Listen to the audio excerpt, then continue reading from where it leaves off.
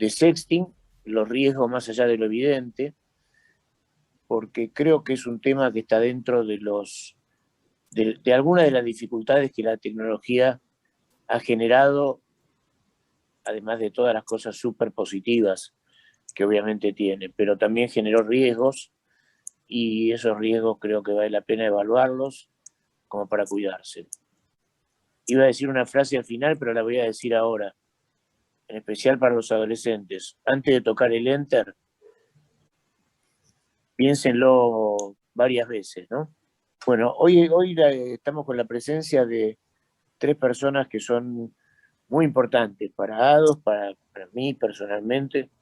Eh, Uno es Fernando Montero, que es, vamos a dar dique porque le vamos a poner que es Technology Executive.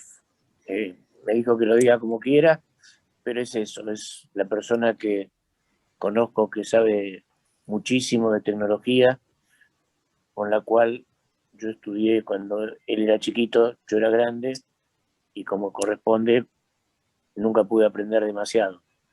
Pero él me enseñó, es diferente que yo haya aprendido. La segunda persona es la doctora Miriam Pereiro, que es la médica ginecóloga de ADOS, que realmente es excelente, que ya ha dado varias charlas en las escuelas. Justamente hoy estuvimos hablando y creo que ha sido muy útil para los adolescentes.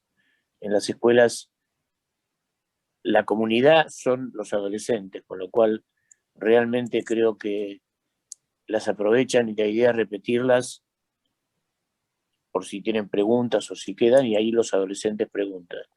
Y el tercero es un gran amigo, que es el licenciado Luis Di Santo, licenciado en psicología, que no voy a decir hace cuántos años que somos amigos, pero es una persona que a mí me genera una empatía permanente con respecto a lo que piensa, a lo que dice, y coincidimos algunas veces, otras veces pensamos diferente, pero en el fondo creo que estamos de alguna manera ligados a través de una línea de pensamiento que es la ayuda a la comunidad. Él tiene otras ramas, además de ser licenciado en psicología, pero bueno, está fuera del tema, así que lo voy a dejar.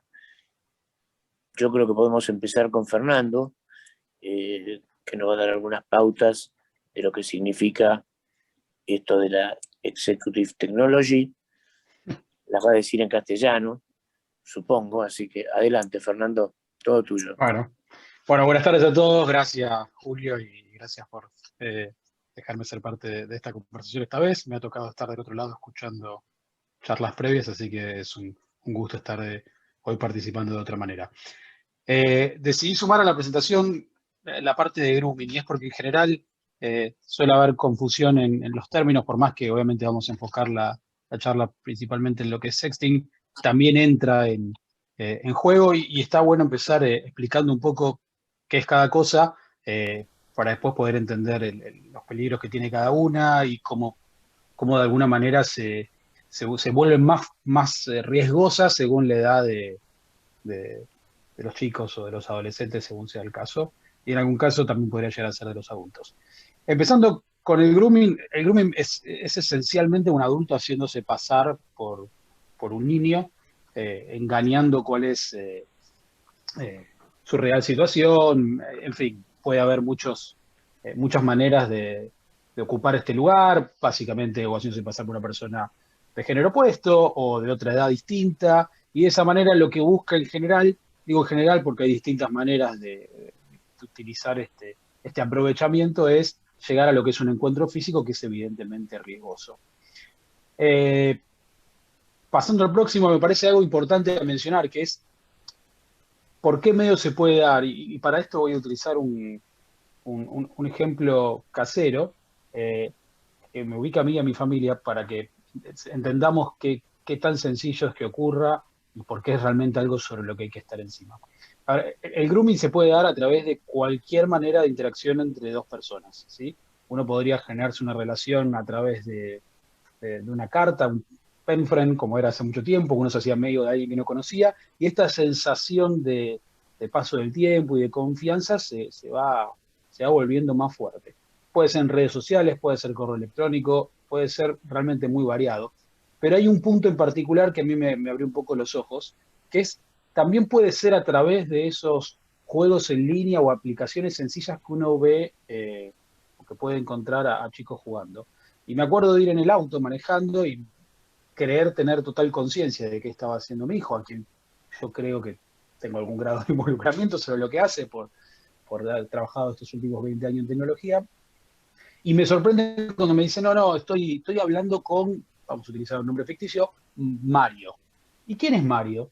Mario es un amigo con el que juego a este jueguito. O sea, ya no pasa solamente por pensar que si le leo el WhatsApp o si reviso más o menos los correos, tengo cierto control, porque realmente las maneras de llegar a los chicos son numerosas y son variables. Mañana va a haber otro nuevo juego donde va a haber otra nueva facilidad para acceder a los chicos. ¿Qué es lo que me parece que se entienda como padres o como responsables de lo que ocurre, o también como chicos, si tienen la suerte de escuchar esta charla, es que las personas que están del otro lado claramente no tienen buenas intenciones, pero son muy buenos haciendo lo que hacen. Entonces no hay que subestimarlos. Hay personas que pueden llegar a tomar meses o años hasta convertir una relación incipiente en algo más activo. Realmente generan una relación profunda a partir de ir acercándose en el momento que el chico por ahí no se siente de la mejor manera. Y, y aunque no suene bien, como les decía recién, son buenos haciendo lo que se hace. Lamentablemente es utilizado para un mal fin, pero hay que estar muy atento a esto porque encuentran en qué momento por ahí el chico no está jugando con sus habituales amigos, porque le pasa algo y no está emocionalmente como siempre, y ese es un momento en el que aprovechan para acercarse. Así que, por más que ahora nos vamos a meter un poco más en el tema del sexting, el grooming es, si se quiere, pensándolo desde una cuestión cronológica, uno de los primeros riesgos a los que está expuesto eh, cualquier persona que entra en contacto con otra a través de cualquier medio electrónico. Y como decíamos recién, los riesgos son que esto obviamente puede no solamente ser dañino desde el método, desde el punto de vista electrónico y desde el punto de vista psicológico, que después probablemente Luis y Miriam van a cubrir mejor, sino también concretarse en una situación física. Avanzando entonces, ahora sí nos metemos un poco en lo que es el sexting. Acá como subtítulo había agregado la intimidad al descubierto. Creo, creo que un poco tiene que ver con eso. Lo primero que hay que entender de lo que es el sexting, si querés Flor pasar al próximo slide, es que el sexting, a diferencia de lo que es el grooming, no consiste en nada engañoso en principio, ¿sí? Son dos personas enviándose material, sean fotos, videos, mensajes, con que tienen un contenido erótico o sexual. Lo hacen ya de por sí conscientes de lo que están haciendo y lo hacen porque en ese momento probablemente ambas desean hacerlo. Eh, Eso es lo que es el sexting. No es lo mismo que recibir algo que no querías. Acá hay dos personas que buscan hacer lo que terminan concretando. Y en general, por el crecimiento de la tecnología en este tiempo, se ha hecho mucho más sencillo a través de lo que es mensajería instantánea, redes sociales, o si se quiere correo electrónico por usar algo más tradicional. Eso esencialmente es el sexting. Claro que, obviamente, si tiempo atrás esto ocurría con dos personas que se estaban hablando por teléfono, las chances de que ese material subsistiese era un poco más complicado. Una de las personas tendría que haber estado grabando la conversación, después tendría que probar que esa voz es de la otra persona, en fin. Se da otra facilidad hoy por hoy para que esta situación pueda tener consecuencias no tan buscadas. Así que pasando al próximo slide, donde hablamos un poco de lo que son las características, lo primero que yo les mencionaba es esta cuestión de voluntariedad, a diferencia de lo que hablábamos del grooming, acá ambas partes son conscientes de lo que están haciendo. Definitivamente del carácter sexual, si no está ahí podría ser, si se quiere, cualquier intercambio un poco más natural de fotos o de videos. Y como les comentaba recién, el riesgo que agrega el uso de dispositivos tecnológicos, donde ya esa foto, ese video, ese texto está asociado a alguien, ni hablar si en el foto o el video además se puede identificar a ese alguien y eso empieza a quedar registrado de una manera electrónica que por ahora vamos a tocar un poquitito más, puede volverse realmente complicada de manejar. Avanzando al próximo slide, estos son algunos números que llaman la atención. 30% de personas en edad target, si se quiere, que son básicamente adolescentes a jóvenes, reconocen haber realizado actividades de sexting. Y la proporción es básicamente 1 de cada 3 utiliza aplicaciones de mensajería y 2 de cada 3 a través de redes sociales o salas de chat. ¿Y por qué hago esta mención y por qué me parece que es relevante? Es porque uno tendería a creer que una conexión uno a uno es un poco más segura. Sin embargo, la mayoría de la gente lo hace encima sobre redes sociales, donde ya directamente eso que está compartiendo lo pone en manos de otro o de otra plataforma, con los riesgos que obviamente esto lo podemos imaginar traer aparejados y ahora vamos a ir charlando. Pero digo, además de ser común, y como decía hasta hace unos minutos, en principio no dañino, si se quiere, son dos personas haciendo algo voluntariamente que podrían no tener consecuencias negativas, lamentablemente si las tiene ya las vamos a desarrollar, eh, deciden hacerlo a través de las plataformas con las que están más cómodos, con las que habitualmente interactúan. Entonces, avanzando al próximo slide, vamos a charlar un poco de cómo esta situación, que en principio es voluntaria, se vuelve un problema.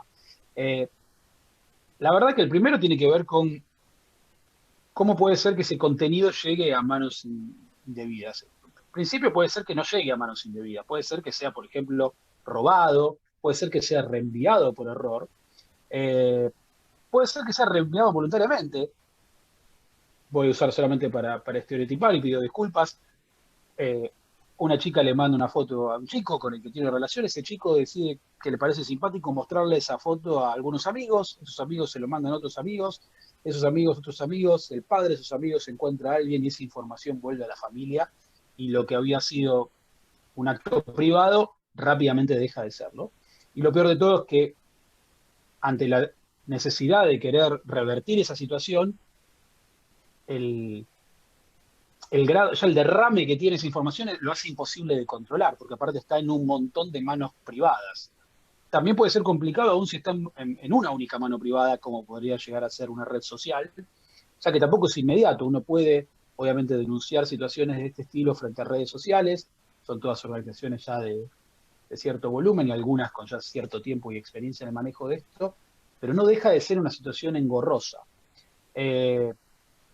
Ni hablar si encima se dio a través de un robo, ¿no? Imaginemos una situación donde a alguien simplemente le roban su dispositivo móvil, no tiene las medidas de seguridad adecuadas y la persona que además le robó el móvil, aparte de haber hecho el robo, ahora tiene la oportunidad de extorsionar al dueño del celular, ya que a través de las fotos o videos que quedaron registrados en ese dispositivo, la persona amenaza a quien encima le robó el celular con, por ejemplo, exponerlas en algún sitio público.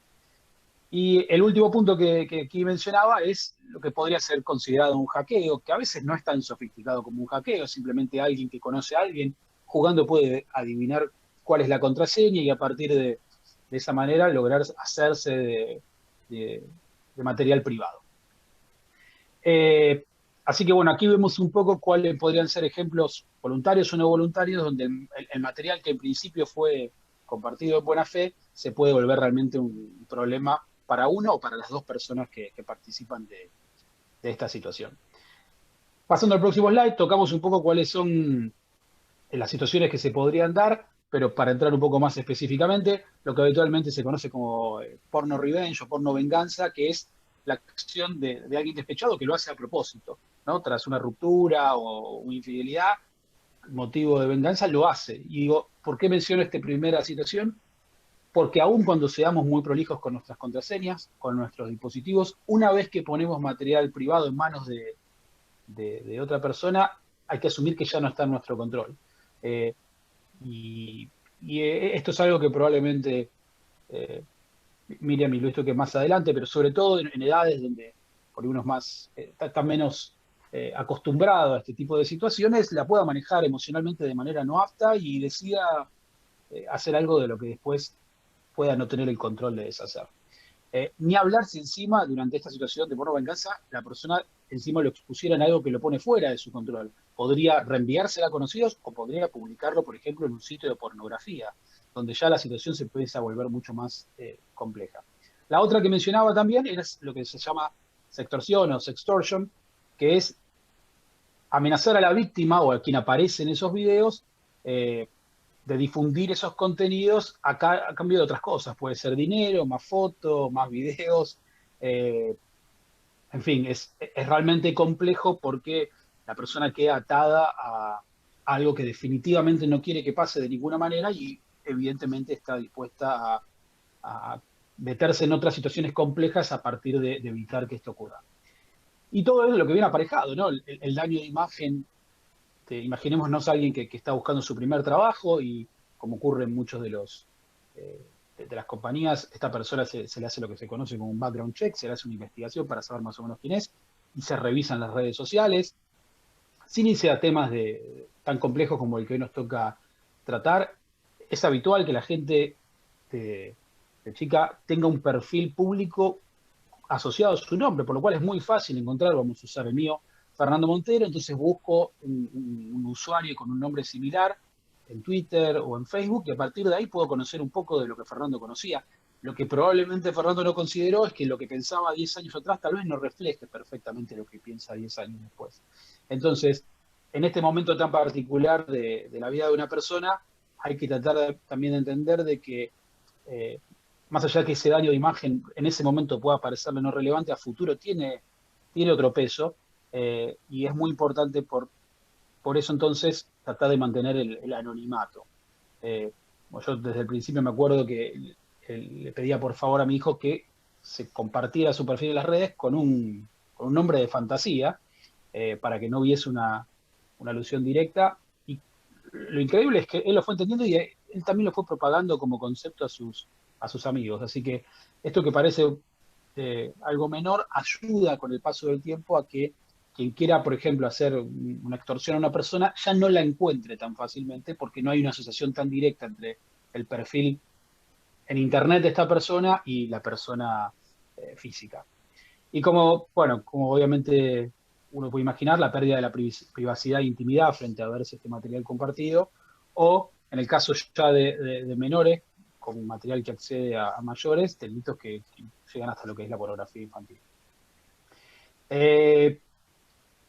Hay un dato en el siguiente slide que me parece bastante fuerte. Snapchat, que es una red social que en su momento también se volvió muy popular entre siempre las generaciones más jóvenes van a tender a adoptar más rápido, ¿no? Tecnologías nuevas, pero en este caso aparte se volvió popular porque aportaba algo que no tenían las otras redes, que era la oportunidad de mandar algo como un mensaje que tuviese un tiempo de duración y se borrara. Evidentemente esto generaba a los que tenían un poco más de miedo, dudas, como el empujoncito para decir, bueno, en esta red puedo mandar esta foto, compartir este contenido, total a los pocos segundos, días o lo que fuera según el caso, esto desaparece. En 2014 se filtraron 200.000 fotos que supuestamente habían desaparecido, que evidentemente las compañías que ofrecen un servicio gratuito, como es el caso de Snapchat, tienen detrás un negocio. Eso sería para otra conversación también muy extensa y atractiva, que es comprender que toda empresa que hace algo en principio gratuito tiene como bien de consumo a la persona que lo está utilizando. Así que probablemente Snapchat hacía uso de esa foto de una manera de poder generar perfiles más atractivos al momento de lo que es vender publicidad, que es en general la base financiera de la mayoría de las redes sociales. Pero parece que sirve a modo de ejemplo como realmente uno debe asumir que cuando pone en manos de alguien más está fuera de control, aunque crea que esa nueva tecnología lo deja cubierto de estas situaciones. Dejé la última sección, por las dudas que haya generado preocupación, en tratar de hablar de algunas de las cosas que podemos hacer desde lo que es mi especialidad, que es el área de tecnología, y después, si quieren, al final de la conversación, tratar de traer algunos ejemplos de cosas prácticas, ¿no? que puedan llevar al día a día con sus familias, con sus hijos. Lo que me parece vital es entender que probablemente en este tiempo no lleguemos a poder explicarles cómo reconfigurar todas sus redes o explicar cuáles son todos los peligros, pero sí plantar esa semilla de entender, y es lo que intento cubrir aquí, que nosotros tenemos que ver a nuestra familia como los líderes de tecnología de la familia.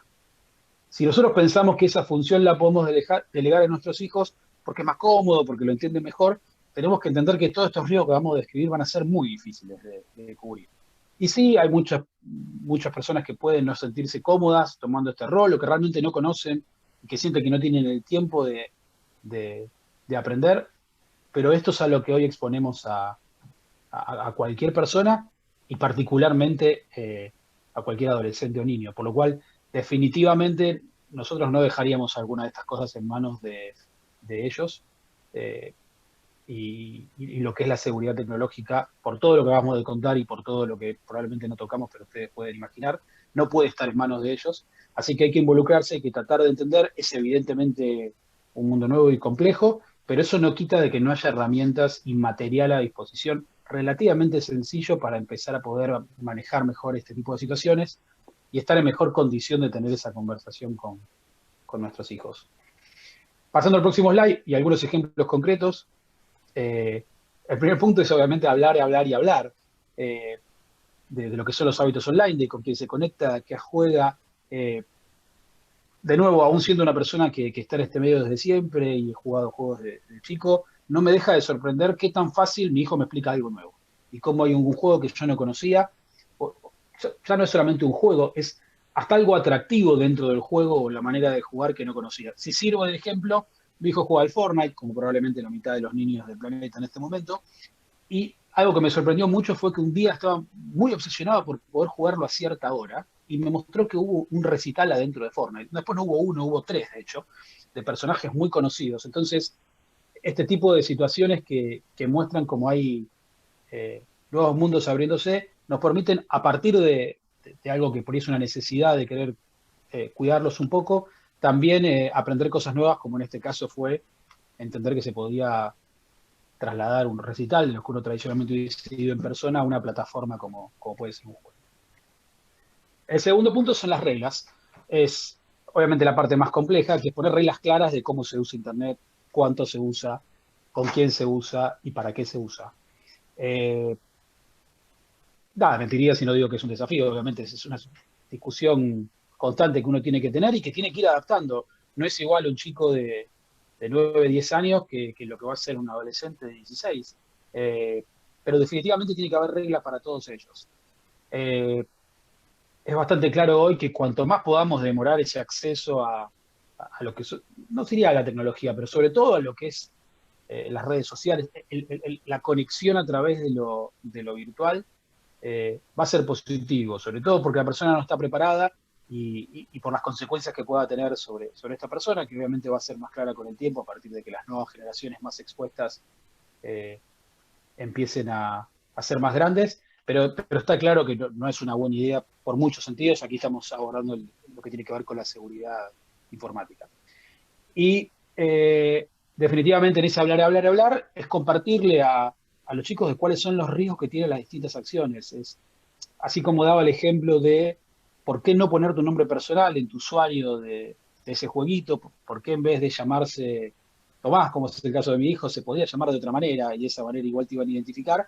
Explicar cuáles son los riesgos de compartir material, explicar a los adolescentes qué es lo que pasa cuando ponen en manos de un tercero material del que después pueden sentirse muy avergonzados, etcétera. Sin entender los riesgos es muy difícil convencerlos a ir en otra dirección. Así que definitivamente eso aparece dentro de lo que podemos hacer.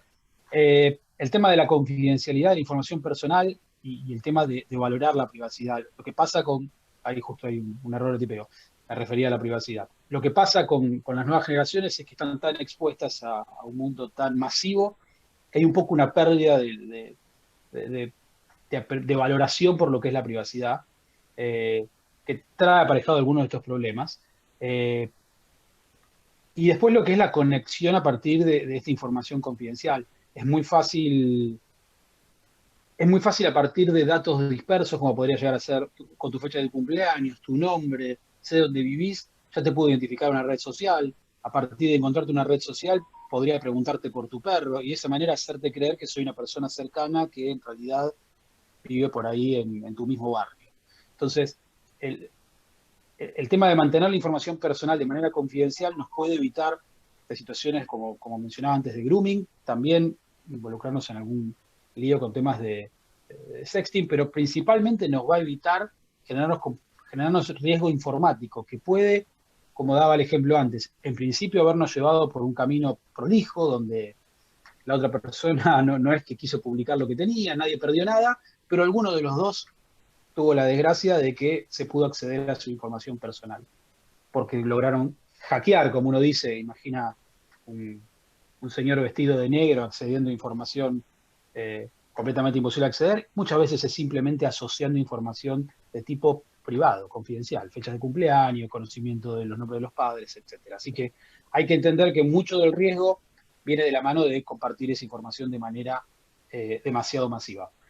Y después los temas, si se quieren, más operativos. Es importante tener software de seguridad para el grupo familiar. Hay herramientas muy diversas según la plataforma, pero si se me permite el ejemplo, por ejemplo, Family Link para la gente que usa Android. Hay herramientas similares para quienes usan eh, el ambiente de Apple. Son excelentes, permiten poner reglas limitadas de tiempo.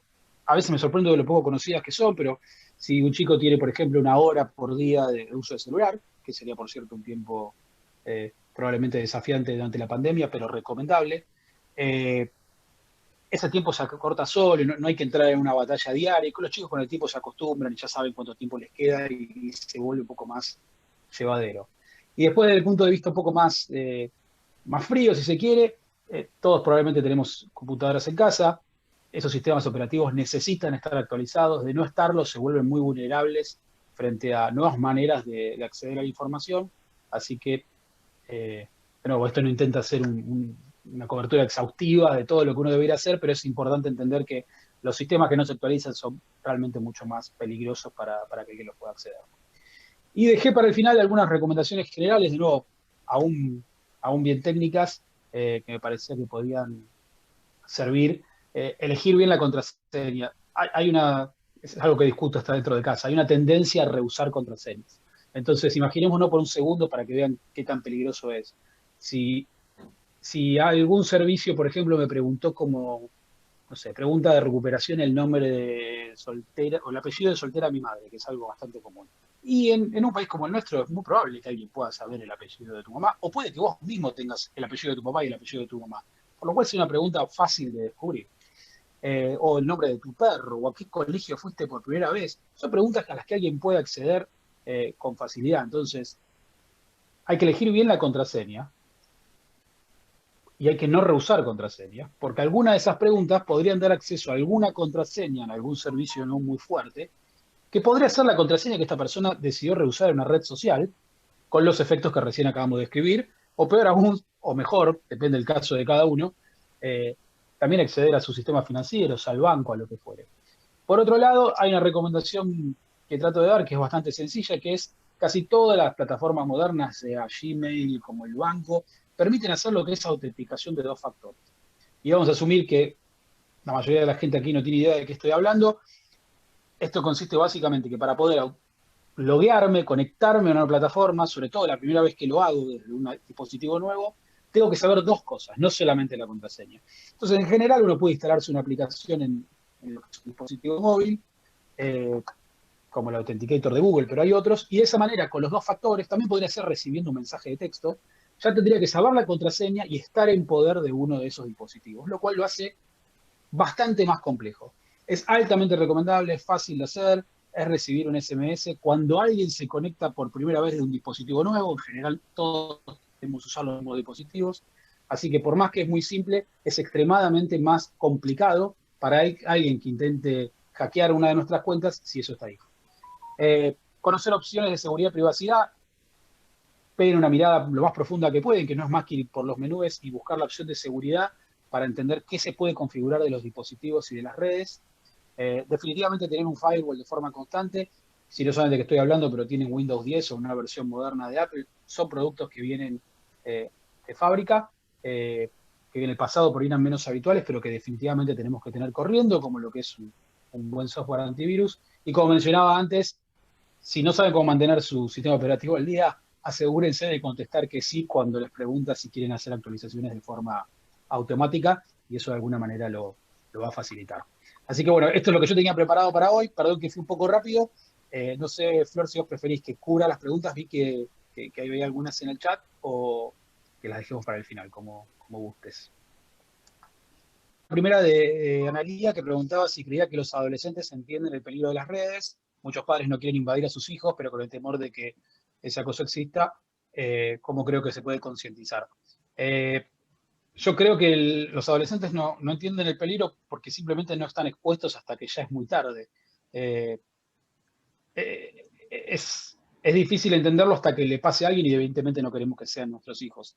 Por otro lado está esta cuestión de cotidianeidad. Nuestros hijos nos ven utilizando computadoras y celulares todo el tiempo. Nadie lo percibe como algo inercialmente peligroso. No es intuitivamente peligroso tener un celular en la mano para nadie. Entonces, definitivamente hay que concientizar. La manera de hacerlo es hablando y creo que la mejor manera es dando ejemplos.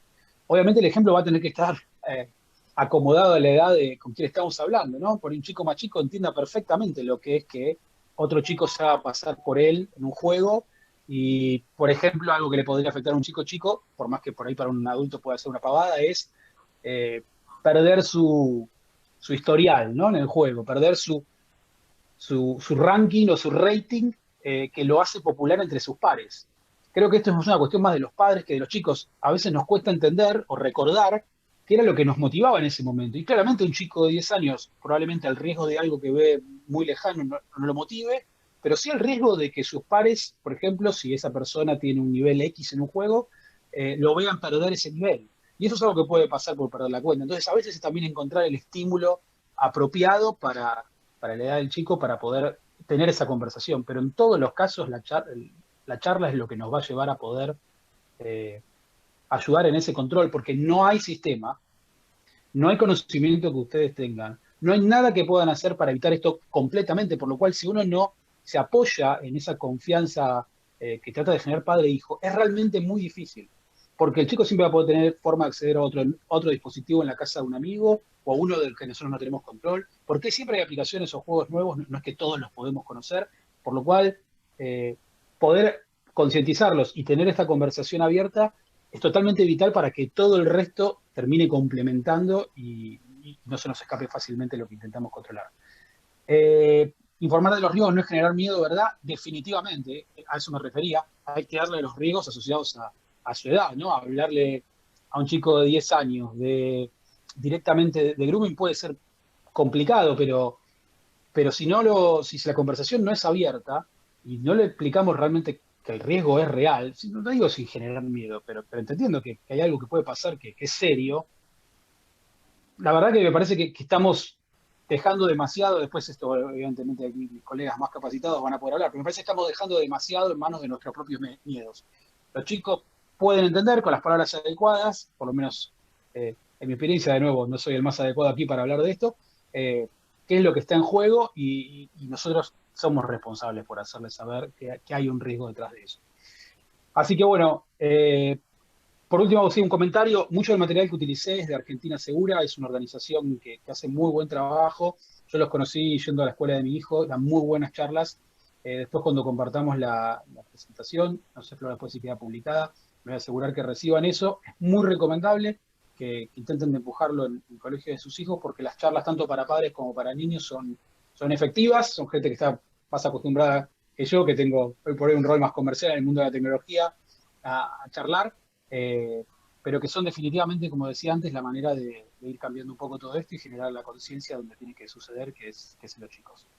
Así que ahora sí, resumo mi parte. Yo quería decir algo más, Fernando. Yo tengo la sensación, cuando vos hablabas, de que la difusión de estas cosas que vos dijiste hoy se difunde mucho menos a nivel escolar, que es un buen lugar casi cautivo de alguna manera, cuando nosotros vamos a dar una charla a una escuela y están los chicos que están en el grado que están. Así que llega a todos los que están ahí. Pero me parece que hay muy poco, sí, hay un montón sobre las bondades de la tecnología, de los celulares, de la forma de mandar mensajes y qué sé yo, que son obviamente presentes, pero hay muy poca difusión de las dificultades y los riesgos que implica esto. Yo diría poco y nada. Y así como hay un tema que se habla sobre educación sexual, que nosotros estamos bastante a las escuelas, sería muy bueno incorporar a un grupo de gente que vaya a las escuelas y orientar a los docentes y a los directores de las escuelas que incluyan esto como un método de aprendizaje con respecto a los riesgos que implica la tecnología, que yo creo que son muy grandes, realmente. No quiero poner un número ni nada, pero yo creo que realmente en manos de alguien peligroso, digamos, que maneje la tecnología mal, los chicos y los adultos también están en una situación de mucho riesgo y creo que no hay que ignorarlo. Me parece que es bueno que se difunda, así que de alguna manera sugiero, no sé cuál es el público que hay ahora, pero que de alguna manera hagan llegar a la gente de las escuelas que realmente pongan como tema, uno de los temas, seguridad en informática como un tema esencial, así como educación sexual. Me parece que sería muy importante hacerlo. Yo me entero de cosas habitualmente por la profesión y un poco escucharte, pero me parece que hay mucha gente que no tiene ni la menor idea, y además los adultos rehuimos bastante aprender la tecnología y dejamos a los chicos solos, que ellos saben más, y entonces ahí es donde muchas de las cosas que pasan suelen suceder. Es una postura eh, que no podemos adoptar. Es intuitivo, uno tiende a pensar, bueno, de esto no conozco, el sí, pero bueno, nadie dudaría en enseñarle a un chico a no cruzar la calle cuando el semáforo está en verde, ¿sí? Pero no hacemos ninguna de estas cosas y gran parte de la vida de los chicos hoy pasa en este ambiente, no corriendo por la calle. Entonces, si nosotros no ponemos algún tipo de control, si no hablamos de esto, si no pensamos que esto es parte central de la vida de ellos, vamos a poder hacer muy poco para evitarlo y ni hablar cuando ocurra para poder tomar acción y tratar de mitigarlo. Desde ya que nada, mi idea es, después de escucharte, es poner en práctica realmente la difusión de cuáles son los lugares, de los métodos, por ahí nos podés ayudar, de cómo hacer llegar a los docentes y a la gente que maneja las escuelas, cómo hacer llegar información real a los chicos y que no sientan como que los estamos cohibiendo, prohibiendo de ciertas cosas, sino que sepan que están en riesgo real. Y vuelvo a decir la misma frase, antes de tocar el enter, los chicos tienen que aprender que a partir de ahí perdieron su intimidad o su cuidado sobre las cosas que están diciendo. Bueno, te agradezco, Fernando, mil otra vez. Muchísimas gracias y ya te molestaremos de vuelta. Un gusto y bueno, espero que sirva como introducción para escuchar a Miriam y Luis que van a ir probablemente Sí, más profundo que esto que apuntó a ser un primer pasaje por estos dos temas. Gracias pero por el ayuda tiempo y mucho. abierto a cualquier duda. Dale, gracias, Fernando. Bueno, ahora Miriam Pereiro, médica ginecóloga de ADOS, le toca hablar a ella, así que la dejamos con ustedes. Gracias, Fernando, otra vez. Muchísimas gracias. Adelante, Miriam.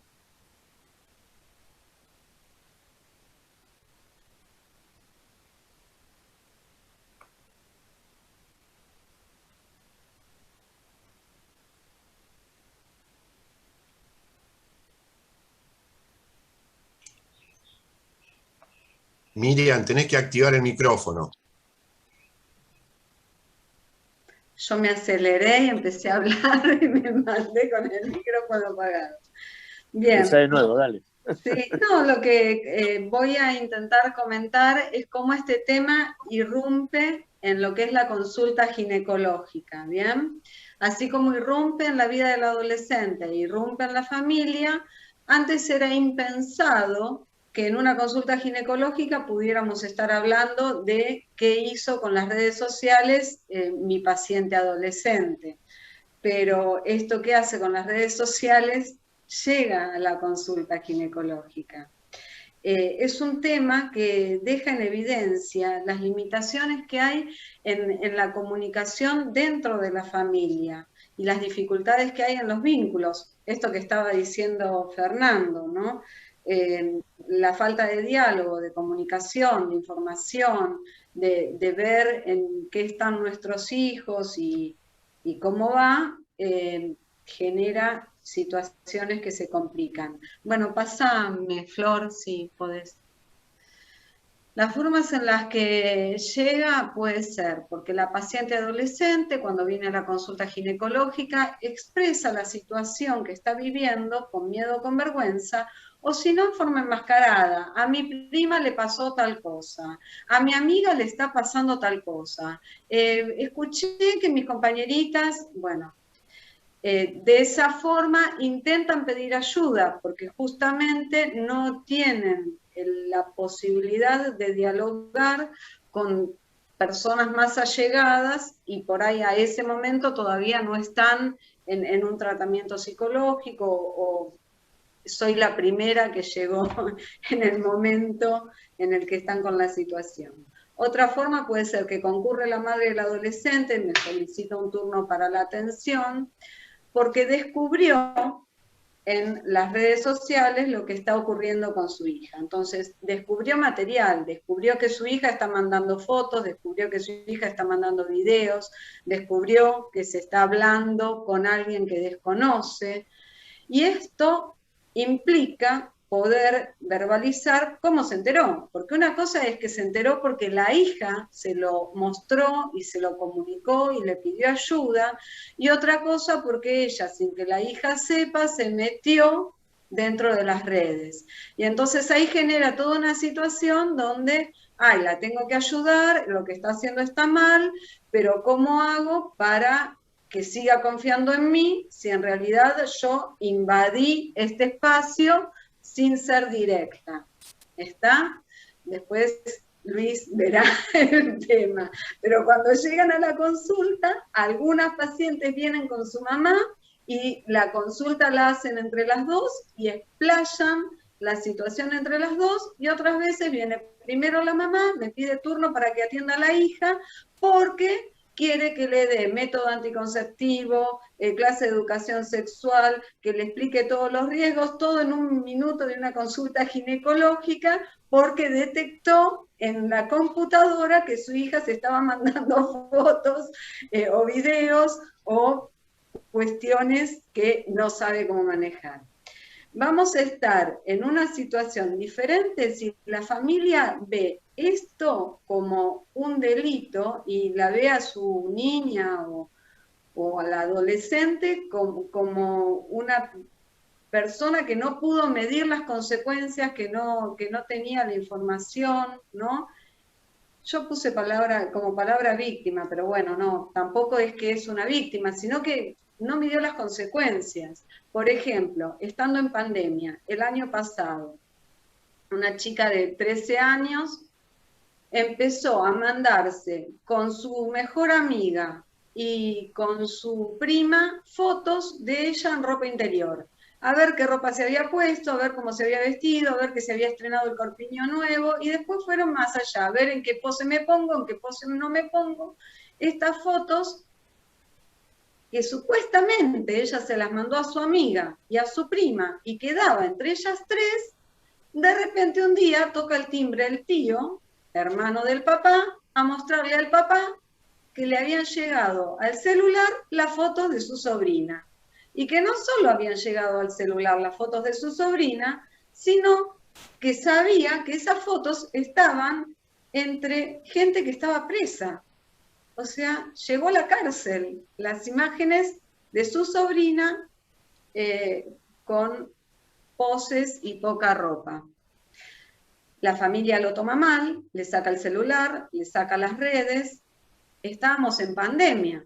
Entonces, la chica que estaba cursando su escuela con ese celular y esas redes, deja de estar escolarizada. La escuela contacta al colegio desde el gabinete, o sea, a ver, lo que decía Fernando, ¿no? Una foto que se la mandó a su amiga. La chica quedó 15 días sin actividad escolar, la escuela detecta que una alumna, que es buena alumna, de repente no está conectada, pensó deben estar pasando el COVID, estarán con algún problema en particular, se acercan a la casa, la madre no siente tanta vergüenza que no comunica esto a la escuela, entonces lo que le dice es que no puede pagar internet y que se le rompió el teléfono, así que empieza con la escuela, terminó, de hecho, llegó a diciembre, cursando con la maestra que le llevaba a la casa los deberes y ellos que llevaban la devolución de las actividades. La chica quedó desconectada del sistema, o sea, no iba al colegio, no tenía reuniones con amigos, no se comunicaba con nadie y tampoco con el colegio ni con sus compañeros. Quedó totalmente fuera del sistema por unas fotos que para ella eran inofensivas y en forma inocente, le mandó a su prima y a su amiga. Cuando viene a la consulta, la niña la adolescente no me cuenta nada de todo esto. Llega a la consulta, la enfermera, antes de pasarme la historia clínica, le toma la presión arterial, peso y talla, detecta que tiene la presión arterial alta. Conozco a la familia, la abuela es hipertensa, la mamá y las 4 tías cursaron embarazo con hipertensión inducida por el embarazo, con lo cual me preocupó porque tenía 13 años, en la historia clínica pediátrica no figuraba ninguna patología, ni renal, ni de ningún tipo, nunca se le había detectado presión alta. Lo asocié a que era su primera consulta ginecológica y que podría estar relacionado con que estuviera nerviosa. Pasa la consulta, entonces le pregunto lo básico de una historia ginecológica. Si tenía novio, no. Si tenía deseos de iniciar su vida sexual, no. Si había estado con algún chico, no. ¿Por qué venía a la consulta? Porque mi mamá me trajo. Bueno, a ver, vamos a charlar, no te voy a revisar. En ese momento en el que le pude decir que no iba a ser examinada, que yo no le iba a obligar a que me cuente nada que no me quisiera contar, que solamente íbamos a dialogar, la meta era hacer la historia clínica, si ella quería hacerme alguna pregunta podía, que la consulta ginecológica no necesariamente significaba ir a ser revisada, examinada, desvestirse, sino que podía ser ir a buscar información o solamente el armado de la historia clínica y reevaluar después, en otro momento, si quería y necesitaba algo. Viendo que no había ninguna demanda de ninguna índole de la paciente, le ofrezco salir a la sala de espera y que me espere para luego yo volverle a tomar la presión y asegurarme de que esto no se mantuviera.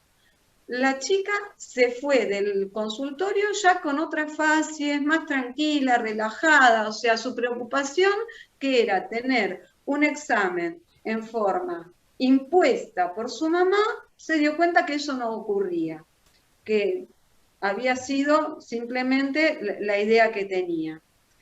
Entra la madre cuando sale la nena, entonces yo a la madre, a ver, para mí la confidencialidad con el adolescente es indispensable, lo que se dice en consulta queda en consulta, con lo cual lo que le digo a la madre es que lo único que me preocupa es la presión arterial, porque conozco a toda la familia, y entonces que yo pienso que puede ser que estaba nerviosa, pero que le iba a volver a tomar la presión arterial. Me dice, ¿no te contó nada? No, ¿qué tenía que contarme? Ahí la madre me cuenta la situación. Le pregunto si buscaron ayuda psicológica, que los acompañe. No, esto había quedado enmascarado en la familia. O sea, las fotos seguían estando, la realidad seguía existiendo, la nena seguía estando por fuera de las redes, tenía un castigo bastante importante y no habían visto la forma de reparar la situación. Porque si bien la situación había sido una situación traumática que irrumpió en la familia, no habían podido salir de esa situación.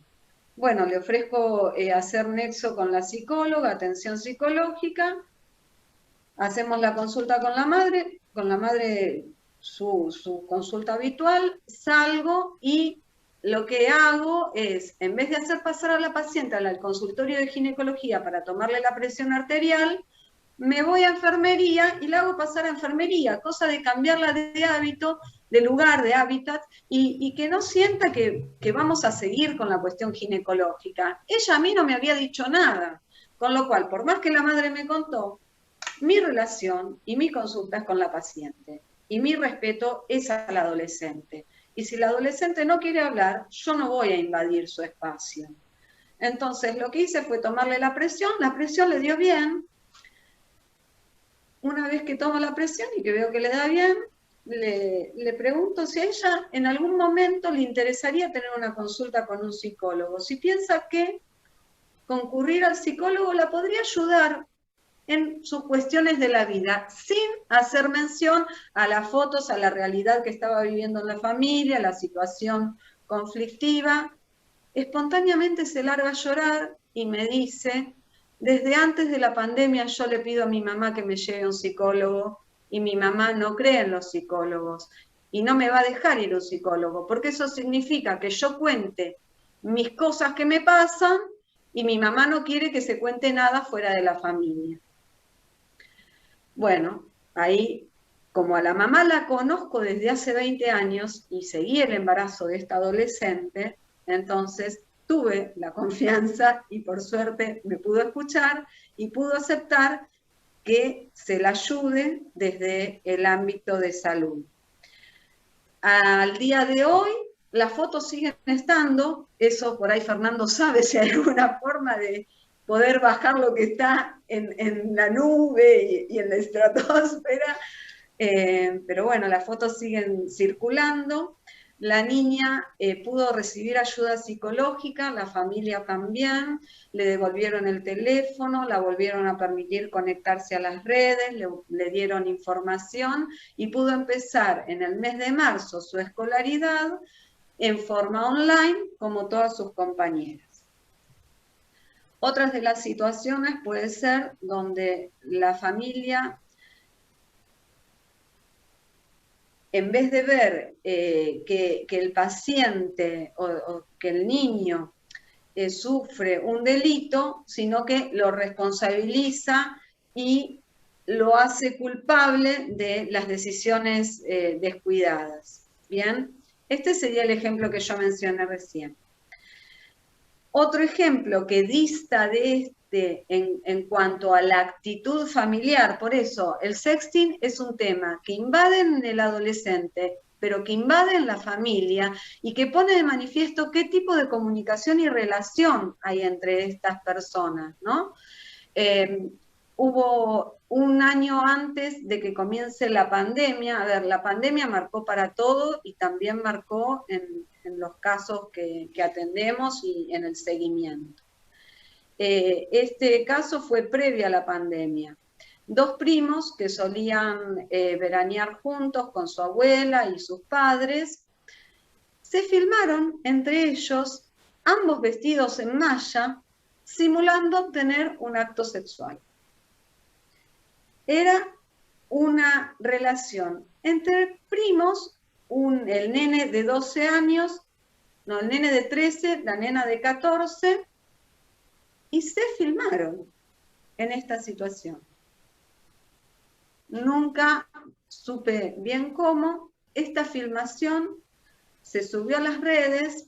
El nene va o iba a un colegio en Avellaneda, un colegio privado. La nena iba a un colegio, va a un colegio privado bilingüe de Capital. Los dos, durante todo el año, hacen actividad recreativa en el Club Regatas de Avellaneda. Todo el colegio del nene, todo el colegio de la nena y todo regatas, más los padres de los chicos, tuvieron acceso al video. La madre de la niña se entera por una amiga de que está circulando este video, entra en caos, se pelea con su hermano, que es el papá del niño, y le hace una denuncia penal sobre violación a su sobrino. Obvio que esto no tuvo cabida, no había violación, ¿está? Pero esto es real. Este caso lo sigo al día de hoy. La madre me trae, en provincia es distinto que en capital, ¿bien? En provincia existe lo que se llama instituto local, que es, está la comisaría de la mujer para los delitos contra la mujer y el servicio local, que es los delitos contra los niños y adolescentes. La madre se acerca al servicio local, muestra el video, los profesionales del servicio local no le dieron cabida a la denuncia penal que ella quería poner por violación de su sobrino a su hija, porque no había habido una violación, pero sí entendieron que los dos adolescentes por igual habían sido víctimas de una situación y habían sido expuestos frente a las redes a toda una divulgación de ese material.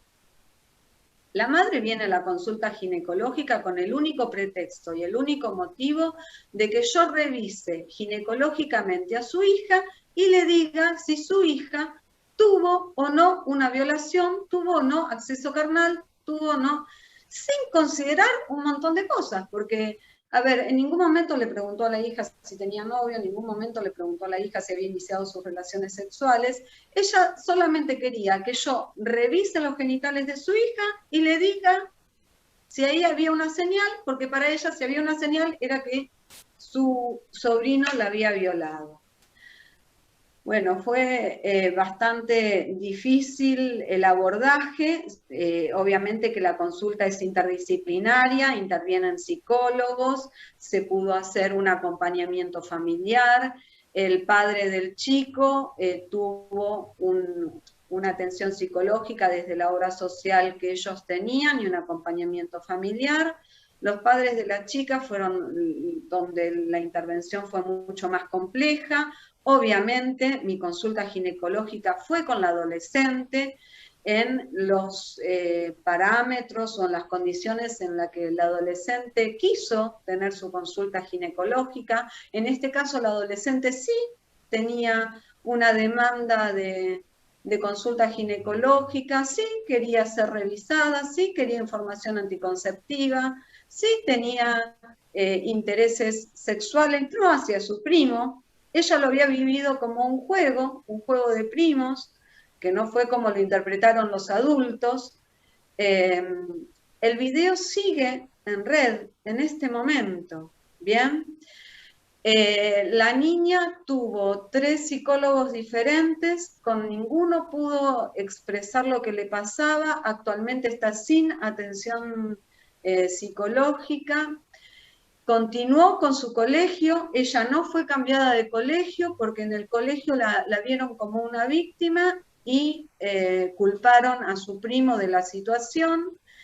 El niño al mes de empezar, o el adolescente al mes de empezar las clases, en el año 2019, empieza a ser agredido y acusado de ser violador, así que deja de concurrir al colegio, pide un cambio de colegio, le dan un cambio de colegio, a los 6 meses en el colegio nuevo vuelve a ocurrir lo mismo, entonces termina las clases del 2019 sin ir en forma presencial. En el 2020 ingresa en otro colegio, donde es un colegio de una matrícula más pequeña, donde con el acompañamiento psicológico pudo salir porque estaba encerrado, no quería salir de la casa, no quería ir al colegio, no quería hablarse con amigos, no se quería conectar.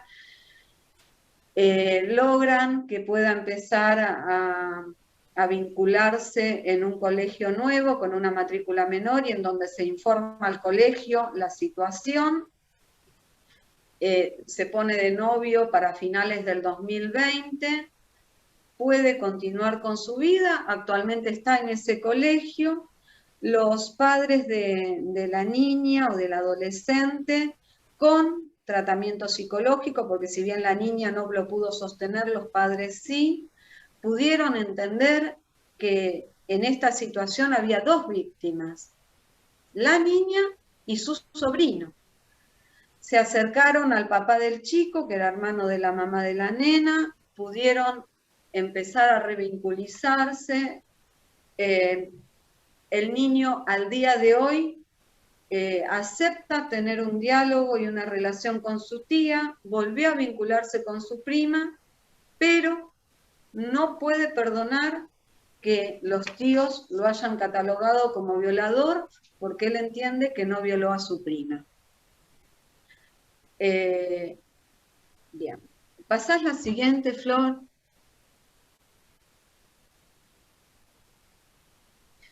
Otra forma de poder exponer o manifestar este tema en la consulta ginecológica es cuando uno sospecha que esto puede estar ocurriendo, ya sea por el motivo de consulta que viene la paciente o por los síntomas, ya sea dispareunia o algunos trastornos en poder llevar a cabo la sexualidad en la mujer. Si yo sospecho como profesional que mi paciente, adolescente, mujer, vivió una situación de abuso o algo parecido, voy a escuchar sin invadir, voy a poder acompañar el momento de esa paciente. Puede ocurrir que se devele y que me cuente, como puede ocurrir que no pueda. Y entonces yo como profesional tengo que aceptar sus tiempos, tengo que esperar y tengo que poder acompañar con pautas de prevención y autocuidado y esperar a una próxima consulta a ver si esto ocurre. No está bueno como ginecóloga, si yo veo que tiene síntomas o signos que me hagan sospechar que algo de esto está ocurriendo, que haga preguntas incisivas o que use un interrogatorio dirigido, porque entonces me estoy poniendo en una situación de manipular esa consulta. Y entonces en vez de darle un lugar de escucha al paciente para que se sienta cuidado, protegido y que pueda pedir ayuda, yo también la estoy agrediendo, porque la estoy tratando de manipular, porque estoy tratando de sacarle de mentira o verdad la información que yo sospecho y que por ahí estoy equivocada. O sea, es un tema, vuelvo a repetir, que irrumpe al adolescente, irrumpe a la familia, irrumpe en el consultorio y nos pone a nosotros, como ginecólogos, a prueba de poder hacer una buena praxis. Puede llegar a la consulta cuando la paciente, después de haber contactado por red con una persona y haber entablado una relación de confianza, decide contactarse personalmente con quien mantenía este vínculo virtual. Por ejemplo, una paciente de 20 años, universitaria, una universidad privada de Capital, tiene un vínculo en línea con una persona, quiere hacerlo en forma presencial y pautan verse en un boliche bailable, pensando que porque había mucho ruido, mucha gente, iba a estar cuidada. Sin contemplar que en un boliche bailable con mucha gente, si es una persona que me estuvo manipulando en redes, es una persona, como decía Fernando, que las cosas las hacen muy bien. Entonces, las hacen muy bien en red y las hacen muy bien en forma presencial. Le dijo que sí a ir al boliche bailable porque ella tenía su plan de acción. La llevó a un privado y en el privado la violó. Esta chica universitaria, con un excelente nivel socioeconómico-cultural, sintió tanta vergüenza que no pudo pedir ayuda. Recién al cuarto día de haber sufrido este ataque, y debido a los dolores que presentaba, habla con su mejor amiga, con quien había ido a ese boliche bailable, porque la mamá de su mejor amiga era su ginecóloga. Bien, la mejor amiga le cuenta a su mamá, la mamá no puede ella emocionalmente atender ginecológicamente a la amiga de su hija porque se le puso en juego su propio rol de mamá, porque pensó que su hija podía haber estado en ese lugar, porque pensó, ¿qué hice yo para que mi hija no esté en ese lugar? Si yo nunca hablé de redes, si yo no tengo ni idea qué hace mi hija con las redes, si mi hija tiene 20 años y va a la facultad y yo estoy segura de que ella ya se sabe arreglar sola y ya sabe todo. Bueno, ahí, como era mi amiga, la ginecóloga, me pidió que la vea. Esta paciente, cuando la reviso, a ver, en el momento de un parto, nosotros hacemos un corte que se llama episiotomía. Es una sección para que pueda salir el bebé por el canal del parto y que inmediatamente después del parto se sutura. Si esta sección de ese tamaño ocurre y no hay una sutura inmediata, yo a los 4 días no la puedo suturar, porque ahí hay gérmenes en el medio, y si yo suturo algo que estuvo abierto durante 4 días, puedo generar que aparezca un absceso.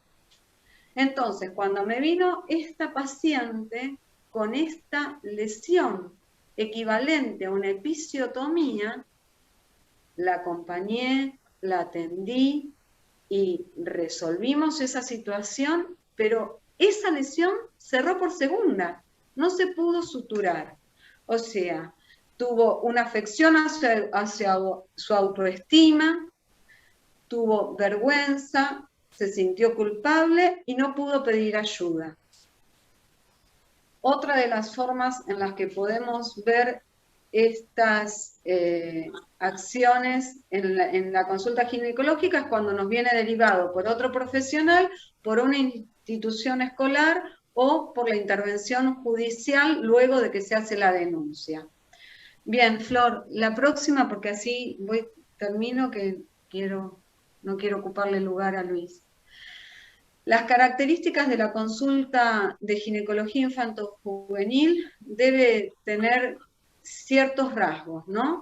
Se debe abordar en interdisciplina. Siempre que hablamos de gineco-infanto-juvenil, tiene que existir la interdisciplina, porque yo como ginecóloga puedo darme cuenta de signos, síntomas ginecológicos, pero no tengo las herramientas para poder acompañar esta situación traumática que está atravesando y que la pueda resolver. ¿Bien? Aparte, lo que yo me voy a encontrar en una consulta ginecológica infanto-juvenil es el pasaje de que la paciente viene primero con su mamá y el adulto y progresivamente va a ir aprendiendo a cuidarse de su propio cuerpo, a independizarse de su mamá y a venir a la consulta en forma independiente. Y esto es un pasaje que se debe hacer desde la confidencialidad y logrando la confianza de este adolescente. Porque si yo no logro que el adolescente entienda que por más que conozco a su mamá, lo que él me diga va a quedar entre él y yo, o entre ella y yo, bien, es muy difícil que yo pueda cumplir un rol en donde pueda ayudarla porque no me va a poder confiar cuáles son sus problemas reales. Y bueno, la consulta de gineco puede ser una oportunidad para dar información sobre promoción, prevención, autocuidado en temas de métodos anticonceptivos, embarazo adolescente y enfermedades de transmisión sexual. Y en algunos casos puede ser la puerta de entrada no solo para comenzar los controles de salud, sino para que se genere el develamiento de situaciones como estas. Bueno, hasta acá llegué, espero no haber sido un poco enroscada, pero mi idea era poder contarles casos concretos, ¿no? Porque cuando uno ve un noticiero, uno puede ver cómo le roban a esa persona que está dentro de la pantalla, pero no se imagina que uno puede ser la víctima de ese robo, ¿no? Hasta que estoy en la puerta de mi casa y viene el ladrón y se quiere meter a mi propiedad. Bueno, con las cuestiones de redes y sexting y grooming pasa eso. Uno lo escucha, lo ve, piensa que puede pasar en el otro, pero no se da cuenta que en su propia casa y con sus propios hijos puede estar ocurriendo algo semejante. Así que bueno, hasta acá. Yo creo que todos los ejemplos tienen un elemento en común. Uno, o más de uno, pero uno es el silencio, el hecho de que no se puedan tener la suficiente confianza y no haberse hablado previamente de cosas que después quedan como ocultas, en donde el silencio pasa a primar por sobre la confianza de poder contar o de poder estar consultando antes o charlándolo. Por eso creo que es muy importante lo que decía Miriam, en el sentido de abrir la puerta de tal manera que con mucho respeto, mucho cuidado, sin una cosa indagatoria, sino tratando de crear confianza como para que la paciente o el adolescente pueda contar, porque si sigue en silencio, a todas estas situaciones que contó Miriam se podrían haber puesto mucho más graves y mucho más complejas. Así que me parece que es muy importante tener eso, como que el respeto, el cuidado y tratar de evitar los silencios ocultos, digamos, me parece que vale la pena tenerlo en cuenta para que no suceda en el grupo familiar. Luis, es tu turno y te escuchamos atentamente. Bueno, ¿qué tal? Buenas noches. Les agradezco la invitación. Quisiera retomar algunas de las cuestiones que dijeron antes, porque les agradezco porque me permite hacer algún comentario. Lo mío va a ser un poco filosófico, si ustedes quieren, ¿no? Poner un poco en contexto cultural y subjetivo esta época, porque como decía Fernando, no nos damos cuenta, pero estamos más viviendo en la virtualidad que en la calle. Y eso antes de la pandemia. La pandemia lo potenció. Fernando hablaba del grooming, que es, digamos, realmente es un delito. El sexting no es un delito en sí. Sí, cuando es la sextortion o la porno venganza.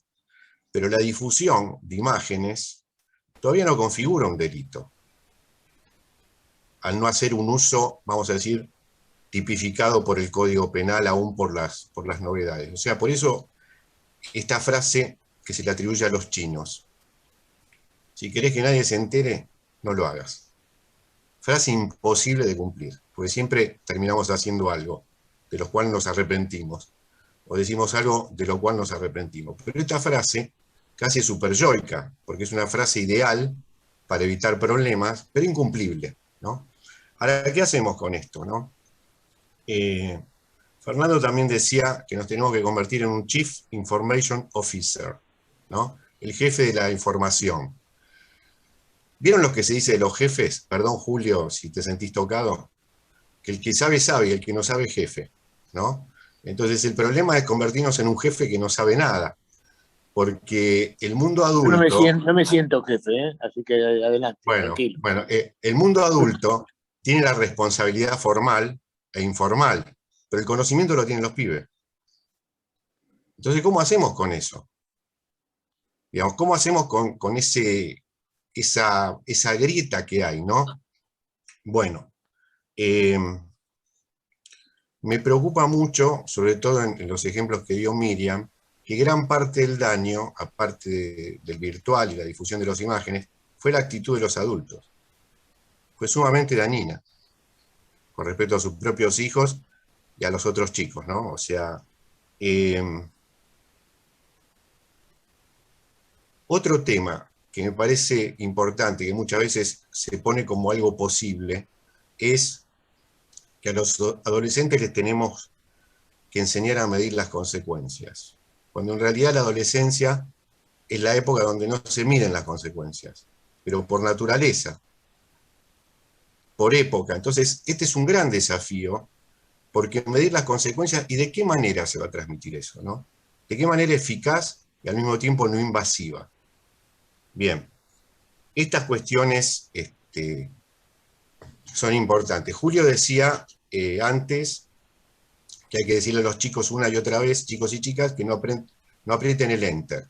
Si uno vio a un pibe, una piba, un adolescente manejando un teléfono, va a ver que los dedos son 10 veces más rápido que cualquier otra cosa, ¿no? O sea que también ahí tenemos desafíos, lo que pensamos los adultos y lo que deberíamos hacer por los chicos y las chicas en este punto, ¿no?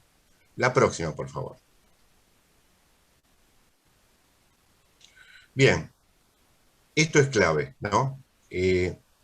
¿Por qué alguien puede seducir, aparte de su habilidad de seductor o seductora? Básicamente por el narcisismo del seducido, incluso por su vulnerabilidad, ¿sí?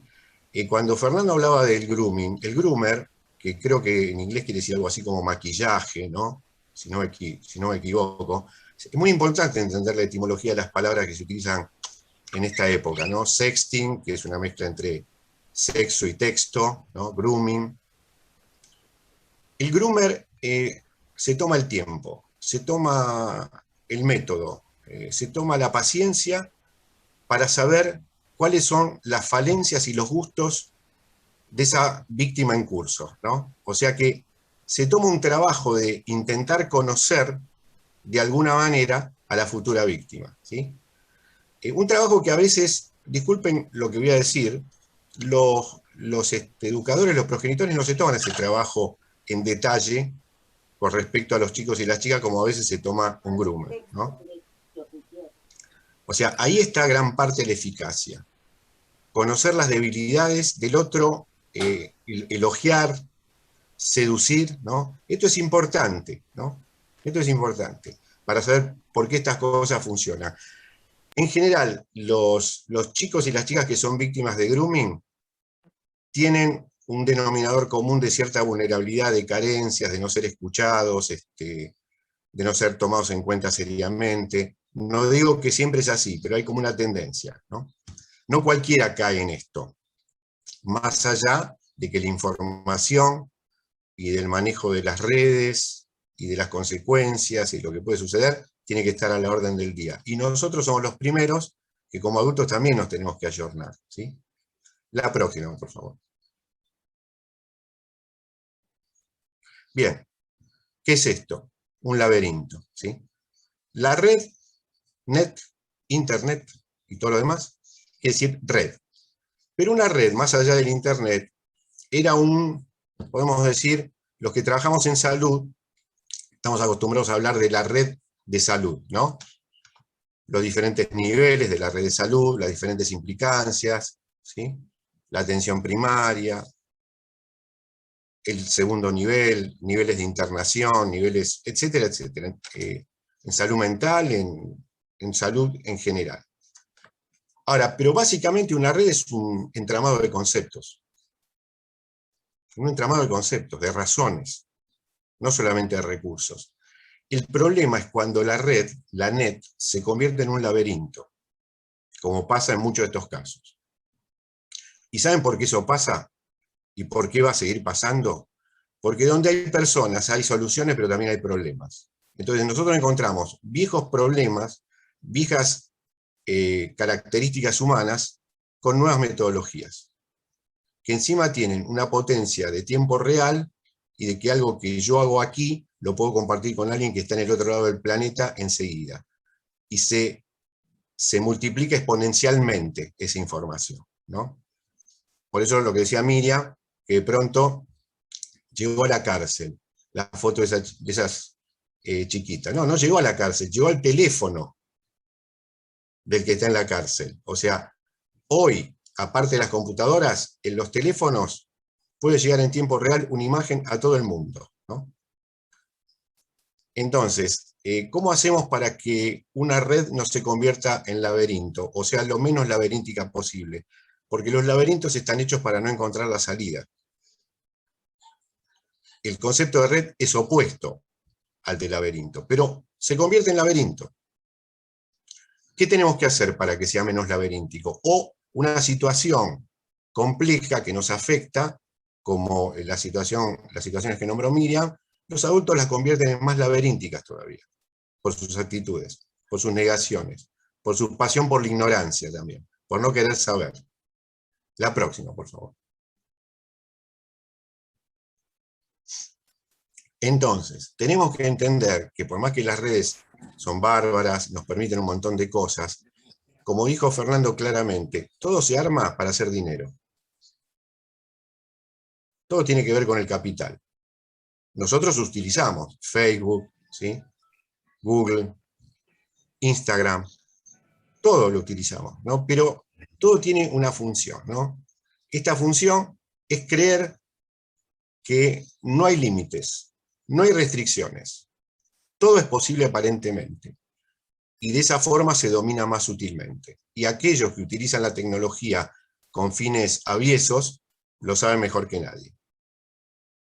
La próxima, por favor. Bien. ¿Qué pasa con Internet? En Internet uno puede ser otro u otra identidad, ser anónimo. Entonces, potencia todos los fantasmas. Todos los fantasmas humanos incluyen todo tipo de cosas. Cuando uno dice, ¿qué humano qué es esto?, en general se refiere a lo mejor de la condición humana, Pero lo oscuro también es parte del humano. Internet lo potencia, lo posibilita de una manera como nunca sucedió en el mundo.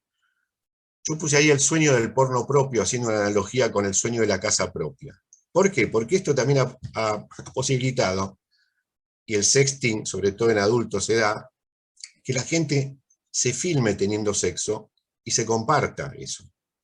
Primero, entre las dos personas o varias personas que hicieron esto. Y después puede suceder, como decían los chinos, si no querés que nadie se entere, no lo hagas, que eso se difunda.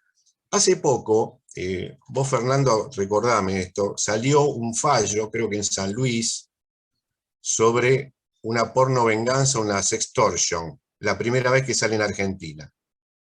Y la chica que había sido víctima de esa situación, había estado en pareja con un tatuador que se filmaron de mutuo acuerdo, como dice la definición que presentó Fernando, pero después las cosas se pusieron feas entre los dos y él decidió utilizar esa información para hacerle daño, lisa y llanamente.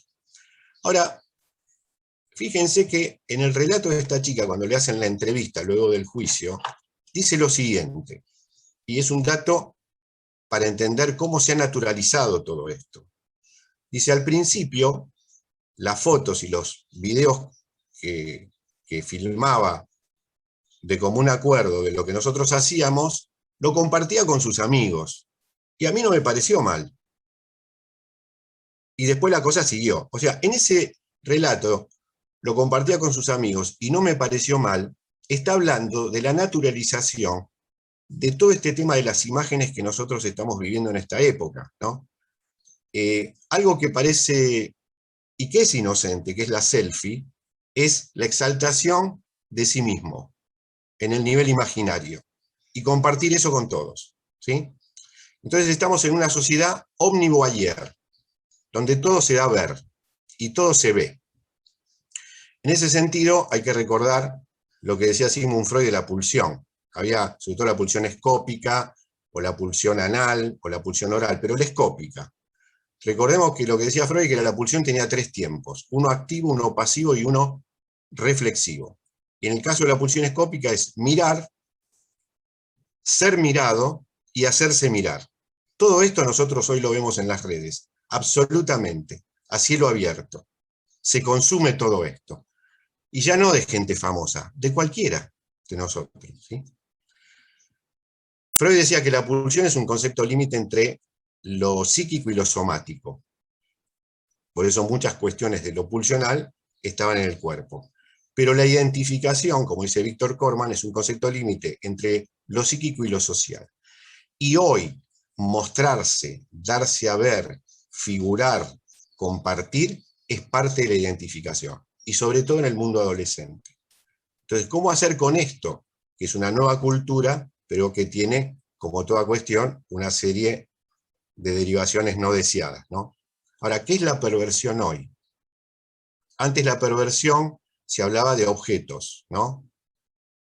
Que el objeto que era diferente de la sexualidad normal, lo calificaba alguien como perverso. Hoy podemos decir que eso ha cambiado radicalmente y que la perversión, que se ve mucho en internet, es querer hacerle al otro, sobre todo a nivel sexual, lo que el otro no quiere, y bajo la forma del engaño, ¿sí? Esto es lo que podemos decir que es la perversión hoy. Y todos los fantasmas que decía Stéphane Mougouin tienen que ver con estos fantasmas perversos que se dan, sobre todo en el mundo adolescente como víctima, que son los más vulnerables, los más creídos y los que más necesitan pertenecer y experimentar, incluso lo sexual a través de las imágenes. No sé si hay alguna más, Flor, no me acuerdo, pero adelante si hay alguna más. No, no hay ninguna más. Bueno, entonces, lo que yo les quiero decir, que en el contexto que nosotros vivimos tenemos un desafío que no se va a solucionar con recetas, sino con pensar las situaciones y su complejidad, y sobre todo, la situación que nosotros tenemos y queremos tener en este mundo, donde lo virtual, les voy a decir, que tiene más peso hoy que lo real, ¿sí? ¿Cómo vamos a hacer con esto? Yo lamentablemente tengo más preguntas que respuestas. Discúlpenme si los defraudo, pero me parece que las preguntas hay que ponerlas a trabajar. Muchas gracias.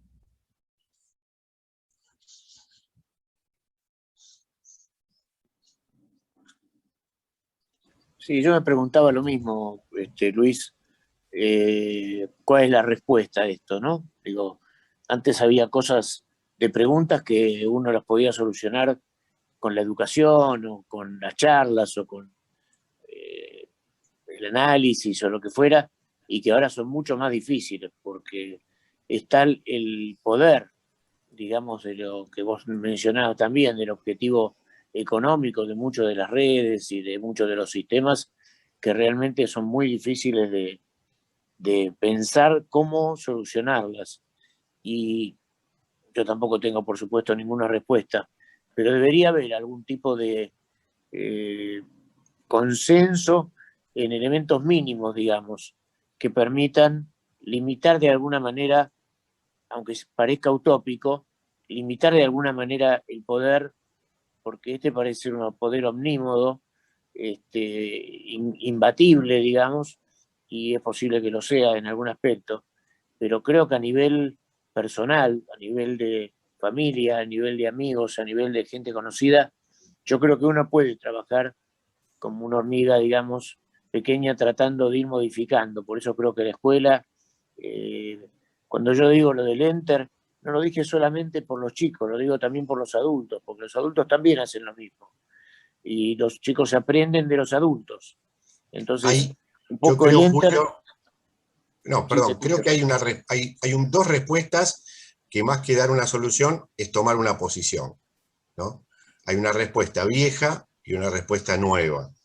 La vieja tiene que ver con el antiguo y clásico trabajo de los padres, de los educadores, en darle las herramientas a los chicos, a las chicas, para que sean lo más autónomos posible, que sean responsables y se puedan cuidar solos, más allá de nuestra presencia en la vida. Ese es un trabajo permanente y en fascículos, ¿no? Por capas.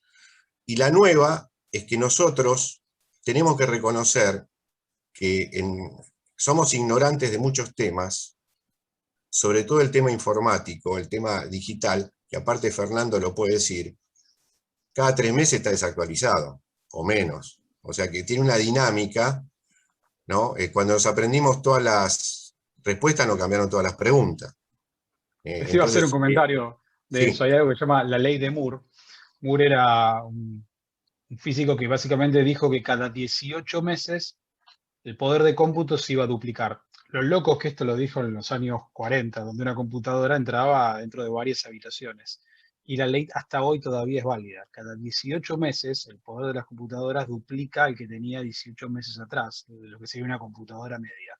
Así que a esa velocidad del progreso van también los desafíos.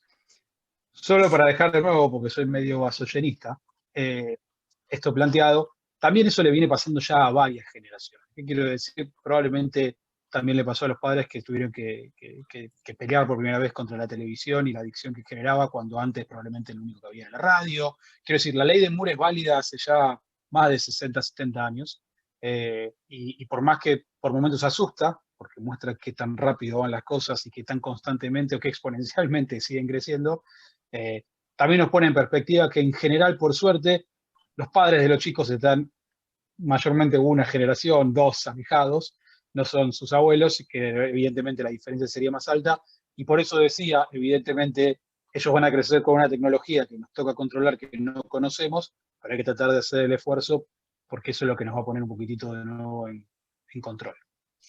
Sí, totalmente. Cuando yo hablo de preguntas más que respuestas, es porque apelar a respuestas que ya conocemos en un campo muy cambiante y totalmente nuevo puede ser un gran error. Puede ser una especie de, ¿cómo diría? Una especie de tranquilidad que nos damos a nosotros porque intervenimos de alguna manera, pero eso puede ser totalmente ineficaz. Los ejemplos que dio Miriam son fantásticos en ese sentido, porque muchas respuestas que dieron los padres son respuestas que tenían incorporadas como eficaces, pero trajeron problemas peores, ¿no? Entonces, este es el tema de las preguntas, ¿no? Porque tenemos un saber, claro que lo tenemos. ¿Pasa en esto en las generaciones? Claro que pasa. El vértigo de estas últimas décadas me parece es un poquito más rápido que las anteriores, ¿no? Antes las cosas duraban por lo menos 10 años, 15. Hoy duran meses. Entonces ahí es el desafío, ¿no? El desafío a nuestro lugar, que es un lugar de, bueno, ¿qué respuesta vamos a dar? ¿La que damos siempre? Bueno, nos quedamos conformes con que dimos esa respuesta. Ahora, ¿es eficaz? ¿Sí? Eso es lo que tenemos que pensar en un campo como este, que es absolutamente cambiante. Y otro tema, todavía no estamos pensando en las computadoras de escritorio, pero el móvil es una computadora. Y por ahí pasa prácticamente el 70% de nuestra vida. Hoy con la pandemia, que estamos atendiendo en forma remota, nos llega a pasar algo en el móvil y nos queremos suicidar cortándonos la vena con una galletita de agua. Porque ¿cómo hacemos? ¿No? O sea que nuestra vida está muy pendiente de lo digital, ¿no? En todo sentido, para bien y para no tan bien, ¿no? Pero hay algunas cuestiones de la condición humana que siguen estando en otro formato. Yo tengo tres una cosas cosa anotadas para mencionar, Julio. No los quería interrumpir antes a Miriam y a Luis, pero me parecía valioso destacar. Uno que se dio en algunos de los relatos que mencionaba Miriam es: no hay que menospreciar el nuevo mundo en el que viven los chicos simplemente por desconocido. ¿Qué quiero decir esto? Es, probablemente todos entendamos la importancia que tienen las relaciones humanas en nuestra vida. No podemos pensar que porque esas relaciones se establecieron en un ámbito que para nosotros no es habitual, tienen menos o no tienen valor.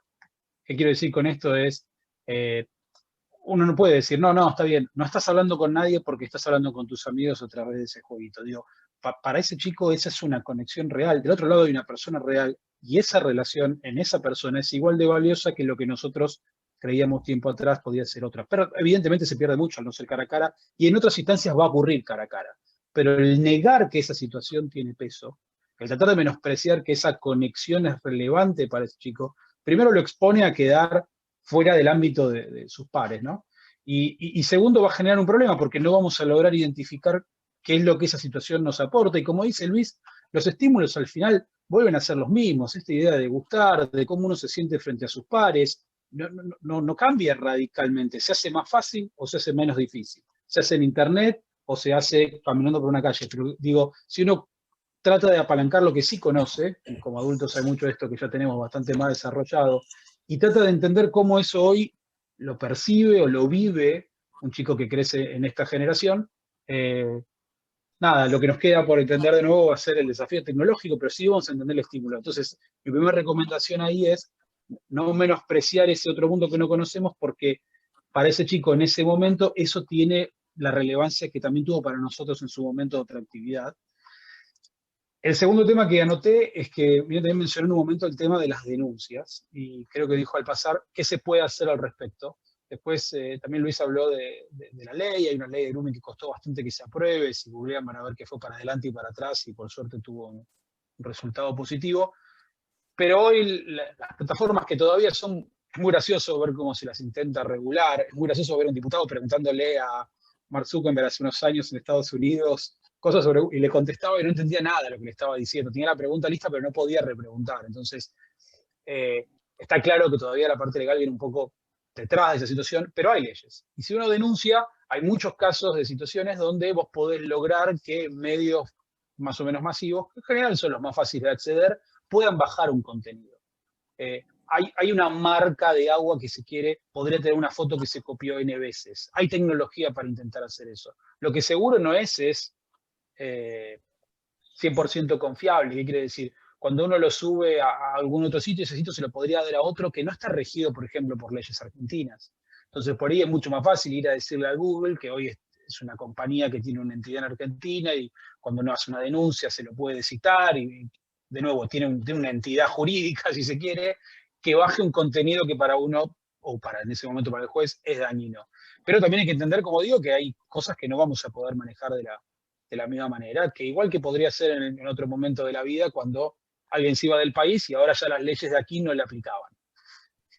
Y el tercero que anoté tenía que ver con lo que decía Luis, sobre cuál es el estímulo detrás de muchas de estas cosas que fomentaron estos ríos. Los ríos se fomentan porque siempre hubo interés, si se quiere, de gustarse, de exponerse, de ser atractivo para el resto, y eso generó, pero digo, lo que sí me gustaría que vean, y si no tuvieron oportunidad de verla, está en Netflix, que por cierto es tan responsable de lo que voy a contar como la película muestra, como plataforma, digo, hay una película que se llama The Social Dilemma, es el dilema social, y es excelente, muestra básicamente cuál es la lógica detrás de los hacedores de muchas de las plataformas que hoy estuvimos mencionando. Y lo que obviamente uno imagina, que es que hay un interés comercial, además se ve peligrosamente muy bien vinculado con lo que en Stanford ya se estudia desde hace bastante tiempo, es la persuasión a través de los mecanismos electrónicos. Cómo lograr mantener a esa persona interesada, cómo lograr que esa persona vuelva a pensar en el tiempo después. La ciencia que hay detrás de esas aplicaciones es increíble ya a esta altura. Digo, ¿cómo saber que una persona que si yo le pongo todas las alertas juntas, la persona deja de poner atención? Que si todos los días le vuelvo a decir, hoy no te sacaste ninguna foto, hoy no hablaste con tal amigo, mirá lo que hiciste hace 10 años, esa persona se mantiene vinculada. Y las aplicaciones que hoy tenemos en nuestro dispositivo móvil pelean por atención. Porque como decía Luis y les comentaba yo al principio, ese es el bien de intercambio, que es nuestra atención para también meternos publicidad, que es sobre lo que la mayoría se sustenta. Así que les recomiendo largamente, es una película que yo vi con mi hijo, que hoy tiene 11, pero en ese momento tenía 10 años, se puede ver con un menor, y es muy reveladora para ellos escuchar en primera persona, de que fueron parte de construir muchas de estas aplicaciones, cómo las aplicaciones empiezan a lograr captar nuestra atención a un punto que no podemos jugar contra ellas porque se basan en muchos de los temas cognitivos que nosotros tenemos y que no podemos identificar, y por eso Y en nos vuelven algoritmos. casi adictos al celular. Así que en algún momento alguien preguntó qué se puede hacer, es una linda recomendación, es una película breve, tipo documental, totalmente fácil de ver con adolescentes, y creo que da una perspectiva muy, muy distinta de por qué este mundo nos lleva a hacer mucho de lo que hoy escribimos aquí hacemos, y en algunas situaciones indeseables nos pone en peligro. Y Fernando, a mí me parece que también la pandemia y un poco la obligación de trabajar en forma remota fue trastocando un poco las coordenadas euclidianas en las que nos manejamos siempre, aristotélicas, que son las del tiempo y el espacio, ¿no? Sobre todo a los adultos, a los pibes no tanto, porque ya estaban un poco en esto. Y doy un ejemplo de la profesión, o sea, cuando empezó esto y se veía que no iba a poder uno trabajar con los pacientes en manera presencial, muchos de mis colegas se resistían a trabajar en forma virtual porque pensaban que de pacientes se transformaban a clientes, o sea que se le quitaba la esencia del trabajo. Después reconocieron que no, y yo también me he dado cuenta en lo personal, que también a partir de esta virtualidad se dan efectos de los tratamientos, como se daban en forma presencial. De hecho, hay pacientes que yo todavía no les he visto la cara en forma personal, que son pacientes nuevos. Entonces uno se da cuenta que esto tiene una posibilidad de lo de antes, ¿sí? Por supuesto que nunca es exactamente lo mismo, pero digo, esto habla de la dificultad que nosotros tenemos en ciertas generaciones de acercarnos a estos temas, ¿no? Incluso en los formatos, te diría, como como Zoom, por ejemplo, ¿no? Que hay gente que no se encuentra en Zoom, o ve que hablan los demás y ya está en otra cosa, se desconectó, ¿no? Aunque esté ahí su carita. Entonces, digamos, todo esto cambia cuestiones de la subjetividad como el tiempo y el espacio. Eso a veces no nos damos cuenta porque lo vamos naturalizando. Digo, ¿qué cosas podemos sacar del problema para pensar la posición que vamos a tomar, ¿no? O sea, Julito, vos lo vas, y miren también, ustedes en su formación esto lo conocen mejor, que parte del antídoto tiene que ver con el veneno. O sea, ¿cómo ¿cómo haces con el veneno para convertir algo de eso en un antídoto? ¿No? Esta es la idea. El groomer, aunque sea políticamente incorrecto, nos enseña cosas de cómo prestar atención a los pibes que a veces no se le presta atención. Digamos, ¿es políticamente incorrecto lo que digo? Sí, pero hay cosas que hay que poder tomar, porque si no, la medicina o el remedio que vamos a recetar va a ser inocuo, ¿no? Esto evidentemente requiere mucho más tiempo para explicarlo, pero lo planteo brevemente así, y no quiero sacar más tiempo a los demás. Yo quería decir algo que me alegro que Fernando y vos hayan dicho estas últimas cosas, porque yo pensaba en la historia de la humanidad de alguna manera, quizás es exagerado como pensamiento, pero si yo pudiera definirlo en 2 palabras de mi expectativa futura, es que esto posiblemente sea una catástrofe, como muchas otras que hubo en la humanidad, y que terminaron siendo algunas catástrofes optimistas. Permítanme guardar dentro de la ingenuidad que puede tener uno, que en el medio de esto yo diría que hay cosas catastróficas con lo de la tecnología, así como hubo cosas catastróficas con las guerras y con muchas otras cosas dentro de la historia de la humanidad, pero en el fondo yo creo que las crisis a veces terminan resolviéndose de alguna manera con alguna solución. Creo que hay que buscarla y no tomarlo como algo definitivo, como que hemos perdido. Yo creo que de alguna manera tiene que haber cierto optimismo, no sé si para derrotar a nadie, ni la tecnología, ni la guerra, ni la historia, pero digo yo, si pudiera juntar 2 palabras, diría yo internamente lo que siento es que ojalá haya una catástrofe optimista. La catástrofe la tenemos, el optimismo creo que lo que tenemos que crear nosotros. Por ahí es medio filosófico, pero resume un poco lo que vos decías, Luis, y lo que decía Fernando. Yo, en el fondo, sigo trabajando y sigo haciendo mi trabajo médico pensando en esto, pensando, no, esto es una catástrofe, ¿para qué me voy a meter? Sino, yo pienso, sí, es una catástrofe, pero hay cosas que sí podemos hacer y que generan cierto optimismo, por lo menos en mí, para poder seguir haciendo mi trabajo, aunque sea minúsculo, y formando gente que pueda tomar esto como punta de lanza de poder ir cambiando, aunque sea pequeñas cosas. No sé si cambiaremos el mundo, pero cambiaremos por lo menos la burbuja, ya que está de moda, en que estamos rodeados. Y yo creo que sí, que hablándolo, que charlándolo, que dando el ejemplo, que trabajando y todo, no es utópico pensar que alguna vez cuando la crisis se profundice más, porque yo creo que va a pasar eso, y va a transformarse en una cosa bastante más catastrófica, es posible que haya alguna cosa de optimismo que se pueda recuperar dentro de esta sociedad que está muy, no sé si maltratada o mal producida en este momento. Pero permítanme cierto grado de optimismo, aunque parezca ingenuo.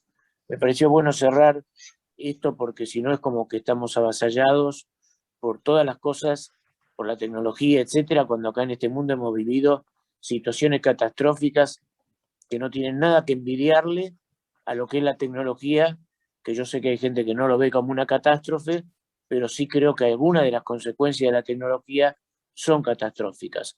Y creo que hay que pelearlas desde un lugar humilde, en el sentido de no pretender cambiar todo, sino tratar de ver si se puede aprovechar lo que sea de la tecnología, agregándole un pensamiento, pongamos optimista entre comillas, pero sí siguiendo trabajando en su lugar y haciendo las cosas que uno cree. Y yo creo que si uno consigue hacer lo que uno cree, no va a ser fácil, pero es posible que la crisis termine resolviéndose, no totalmente, pero por lo menos en parte dentro de una burbuja en la cual no me parece ficticia.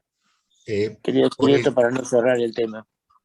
Pero, a ver, por eso, y tomando sobre todo la profesión de Julio y Miriam y de alguien más que quizás no conozco que sea médico, lo que hay que hacer es un diagnóstico lo más preciso posible, ¿sí? Con todos los elementos, porque ese diagnóstico va a permitir un pronóstico y un tratamiento posible. Ahora, ese diagnóstico no es sin los pibes, no es sobre los pibes, no es sin los pibes porque ellos tienen un conocimiento que nosotros no tenemos que no vamos a tener, porque Fernando mismo, que es un especialista, dice, yo a veces estoy en Orsay, porque mi pibe conoce cosas que yo no, y mucho de ese conocimiento no lo tenemos porque no queremos tenerlo, porque tenemos esa posición.